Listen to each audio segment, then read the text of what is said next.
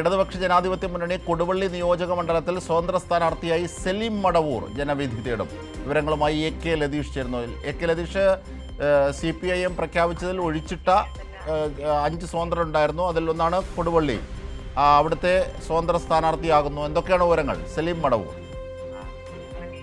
Ajimshad, Saleem മടവൂരിനെ കൊടുവള്ളിയിൽ LDF സ്വതന്ത്ര സ്ഥാനാർത്ഥിയായി പ്രഖ്യാപിച്ചു. TP Ramakrishnan, LDF convener TP Ramakrishnan വാർത്താക്കുറിപ്പിലൂടെയാണ് കൊടുവള്ളിയിലെ സ്ഥാനാർത്ഥിത്വം പ്രഖ്യാപിച്ചിരിക്കുന്നത്. RJDയുടെ സംസ്ഥാന ജനറൽ സെക്രട്ടറി ആണ് നിലവിൽ സലീം മടവൂർ. എന്നാൽ LDFന്റെ സ്വതന്ത്ര സ്ഥാനാർത്ഥിയായാണ് അദ്ദേഹം ജനവിധി തേടുന്നത്.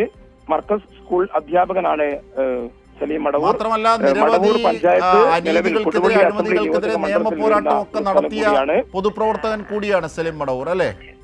തീർച്ചയായും പൊതുപ്രവർത്തന രംഗത്ത് വലിയ പാരമ്പര്യമുള്ള ഒരു യുവജന നേതാവ് കൂടിയായി വളർന്നു വന്നയാളാണ് സലീം മടവൂർ. യുവജനതാദളിന്റെ സംസ്ഥാന പ്രസിഡന്റ്, ദേശീയ പ്രസിഡന്റ് തുടങ്ങിയ സ്ഥാനങ്ങൾ അദ്ദേഹം വഹിച്ചിട്ടുണ്ട്. നിലവിൽ അദ്ദേഹം RJDയുടെ സംസ്ഥാന ജനറൽ സെക്രട്ടറി ആയിരുന്നു. ജനറൽ സെക്രട്ടറി സ്ഥാനം വഹിച്ചുകൊണ്ടിരിക്കെയാണ് ഇത്തരത്തിൽ ഒരു സ്ഥാനാർത്ഥിത്വം സലീം മടവൂരിനെ തേടിയെത്തിയിരിക്കുന്നത്. LDFന്റെ സ്വതന്ത്ര സ്ഥാനാർത്ഥിയായാണ് സലീം മടവൂർ കൊടുവള്ളിയിൽ ജനവിധി തേടുക. ഞാൻ നേരത്തെ സൂചിപ്പിച്ചതുപോലെ തന്നെ മർക്കസ് ഹയർ സെക്കൻഡറി സ്കൂളിലെ അധ്യാപകനാണ് നിലവിൽ സലീം മടവൂർ.